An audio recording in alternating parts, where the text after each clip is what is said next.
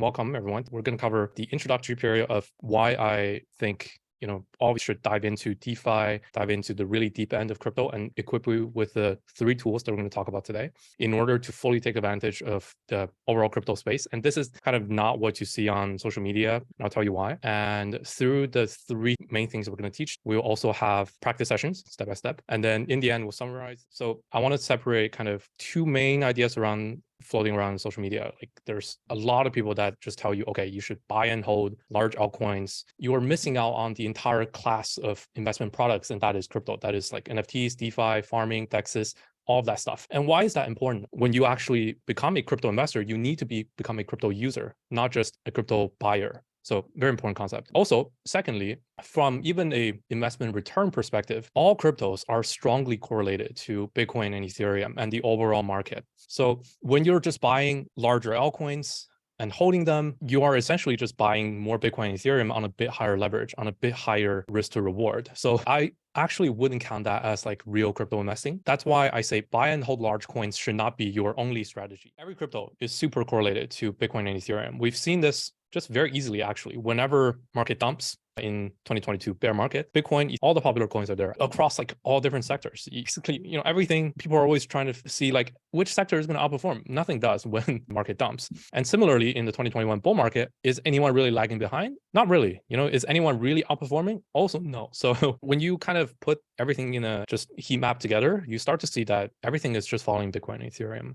So here's an example. This is the best performers in the top 100 in the past 2 years. So think about 2 years ago, February 2021. Think about what you were doing then. Have you heard of any of these coins at that point? Here are the worst performers in the past 2 years since February 2021. Would you have been able to avoid these coins specifically in the top 100? See, if you are really trying to pick the winners and then avoid the losers today and then wait till 2 years, can you actually do that?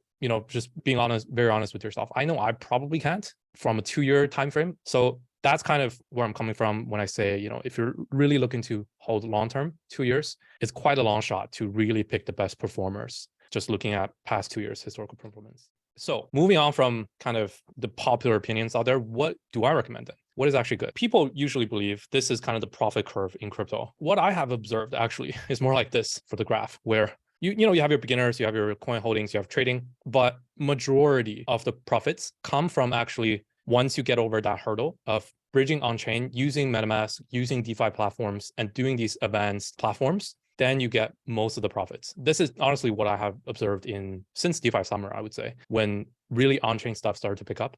I would argue actually there's quite a big chasm between what the mainstream usually says is like crypto investing versus where the real opportunities are. And that's the chasm we're going to talk about with kind of 3 main tools and processes you need to have in order to take advantage of all these. We're going to go over the first step to cross over the chasm, and that is with learning to use Uniswap. Why? Uniswap is the #1 way to get into new tokens at the earliest time possible. Here's kind of a graph of where, how projects get listed in crypto. Very quick primer of how Uniswap works. Let's stop rambling, and I'm going to bring us up to a bit more interaction. So we're just going to try Uniswap. I'm going to show you how you can use Uniswap, how it works. So a couple of things you need. First, you need to have set up a MetaMask, funded some Ethereum on it, and go on the uniswap.org website and launch the app. Next, we're going to become the liquidity provider, which is this third party here on the top left, liquidity provider, who is the person earning the gas fee, earning transaction fees, and who is facilitating the trade. I want to show you some very common pitfalls of Uniswap that kind of separates from a traditional like investor that's used to a centralized exchange versus very DeFi heavy power user. These pitfalls can really, really burn you. Another common pitfall, we've all heard of this thing called rug pull. Nowadays, rugging is kind of pseudonymous with what people call a scam, but actually it's very different. So a rug pull is actually only applicable to a decentralized exchange, and it's very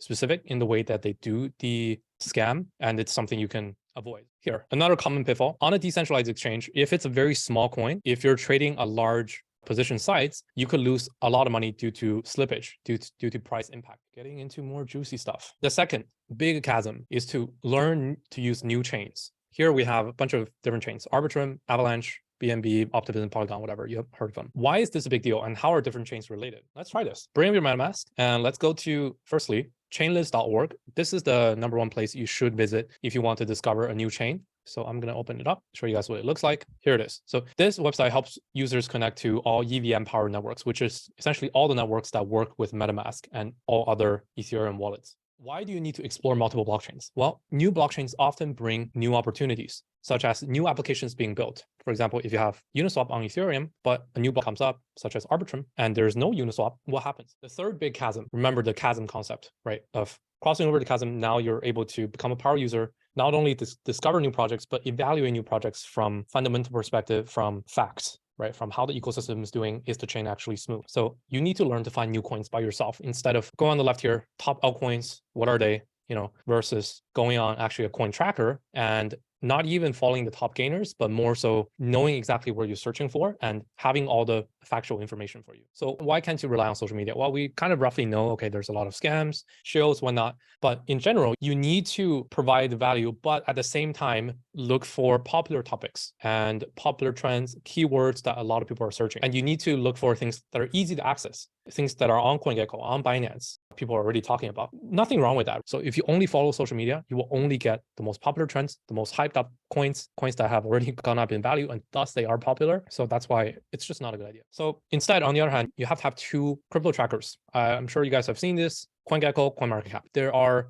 three things that I use CoinGecko for that is like not so obvious here. Let's do some exercise again. DEX trackers.